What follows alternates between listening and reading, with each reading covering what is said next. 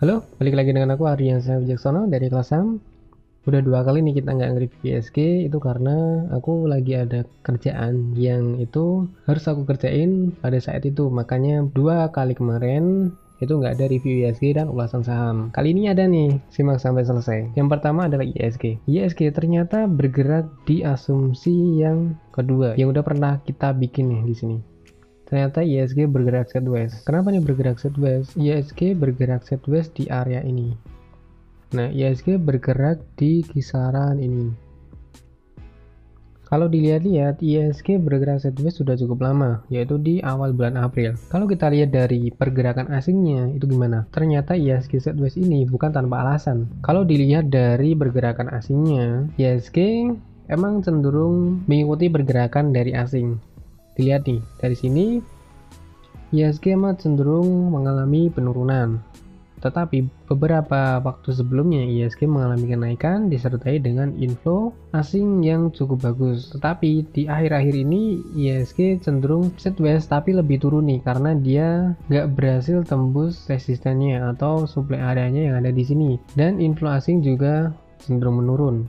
Nah, ini mungkin disertai karena adanya lonjakan kasus positif dari COVID-19. Menurutku ISG akan tetap bergerak sideways kecuali ada suatu fenomena atau kejadian yang mengharuskan ISG tembus di bawah demand areanya atau justru good news nih, ISG dapat mengalami penembusan di supply areanya. Saham yang pertama yaitu BRIS. Beberapa waktu lalu ketika BRIS sudah mencapai titik tertingginya, BRIS cenderung mengalami penurunan. Dan pada beberapa hari terakhir, dia berhasil naik kembali dan bertahan di atas EMA 100. Ini kuncinya, yaitu EMA 100 itu dapat dijadikan kunci apakah dia akan mengalami pembalikan arah dari downtrend ke uptrend atau ini hanya sekedar menaikkan saja lalu kemudian diturunkan. Kalau dari segi broker summary-nya, BRIS cenderung distribusi ketika hari Jumat kemarin. Kita lihat ketika dia awal mengalami kenaikan yaitu tanggal 25 Juni. Dan ternyata BRIS masih diakumulasi ini nih. Ikuti aja CC sama ZP. Ikuti aja, terlebih CC. Kalau CC belum begitu banyak menjual barangnya, dikawal aja sih. Sambil dilihat apakah dia akan tetap bertahan di sini di atas 100 atau enggak. Menurutku kondisi BRIS ini masih aman. Jangan lupa yang aku bilang tadi, perhatikan CC. Saham yang selanjutnya yaitu IPTV. Saham IPTV ini masuk ke kategori gorengan sih karena fluktuasinya yang cukup tinggi. Dia kemarin sempat naik di area supply-nya yang ada di 304 sampai 320. Dia sempat naik di atas ini. Kalau dilihat dari chartnya dan volumenya, ini masih enak untuk di tradingkan. Mau scalper atau day trade, menurutku masih enak. Kita cek dari awal kenaikan, yaitu pada tanggal 1 Juli kemarin. Dari awal kenaikan 1 Juli sudah didistribusikan oleh broker EP. Kondisinya udah distribusi sih. Cuma kita lihat lagi yang terakhir gimana. Yang terakhir tetap sama. Meskipun ini lagi distribusi, saranku kalau kamu mau trading di saham yang fluktuasinya tinggi kayak gini, hati-hati. Stop loss-nya diperketat, trading plan-nya dijaga, trailing stop-nya juga selalu diaktifkan. Kalau kamu pengen tetap bertrading di IPTV ini, tunggu aja waktu dia koreksi. Kalau kita lihat nih, dia sering ada shadow-nya, jadi manfaatkan shadow-nya itu untuk masuk. Apalagi shadow yang di bawah. Ketika naik, oh ternyata dia mengalami penurunan dan ada terjaga nih di sekitaran harga waktu dia bikin shadow. Jangan-jangan itu waktu lagi ada yang mengakumulasi. Saham ACST ini masih dalam kondisi downtrend. Kita cek weekly-nya dia kayak gimana.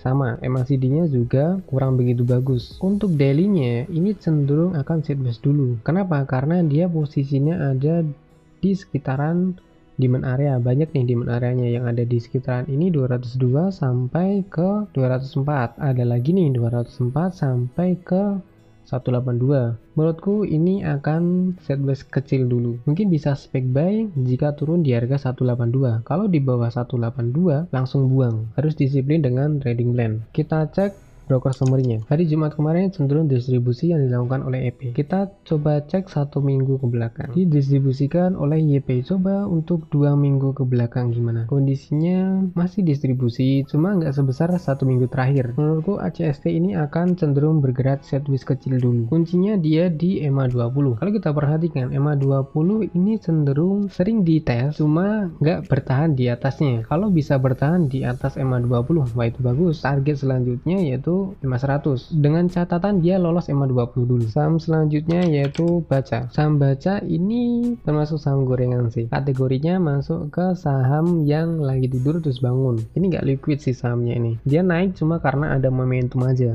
Ini momentum dari bank digital. Kondisinya saat ini dia lagi sideways. MACD-nya juga kelihatan nih kalau dia lagi sideways. Kita cek langsung dari broker summary-nya gimana. Jumat kemarin cukup seimbang antara buyer dan seller. Kita cek seminggu ke belakang. Ternyata dari seminggu ke belakang udah didistribusikan oleh YP. Ini hati-hati. Untuk saham Baca ini kalau dia masih ada momentum tentang bank digital, ini masih bagus untuk ditradingkan. Kalau sudah tidak ada, nah itu hati-hati. Kenapa? Karena saham-saham tipe kayak gini dia digerakkan hanya pada saat momentum aja. Yang terakhir yaitu saham IRA. Saham IRA karena kondisi COVID yang kembali menaik dan bahkan mengalami pelonjakan, saham-saham farmasi tergerak lagi nih. Kalau kita bikin sebuah trendline kecil, dia cenderung uptrending. Manfaatkan aja momentumnya di saham-saham farmasi. Karena kalau kita melihat ke belakang, saham-saham farmasi itu cenderung naik ketika ada sesuatu yang kurang baik nih tentang kesehatan. Nah, salah satu contohnya yang saat ini adalah tentang COVID-19.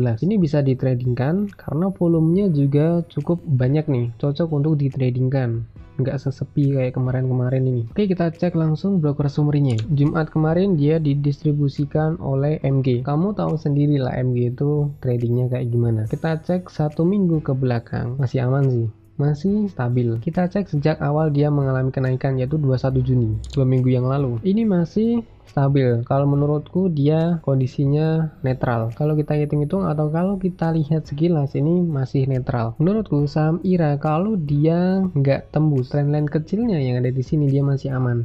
Apalagi EMA 20 dan EMA 100 dia baru aja golden cross dan MACD-nya juga masih bagus. Untuk trading ambil ketika dia lagi koreksi aja. Karena kalau dilihat dari chartnya, pergerakan harganya, setelah adanya kenaikan, saham IRA cenderung koreksi dan ketika setelah mengalami koreksi dia mengalami kenaikan kembali. Manfaatkan momentum tersebut untuk masuk dan keluar. Sekian videonya, semoga ini membantu. Kalau kamu suka silahkan like. Kalau ada pertanyaan silahkan tinggalkan di kolom komentar.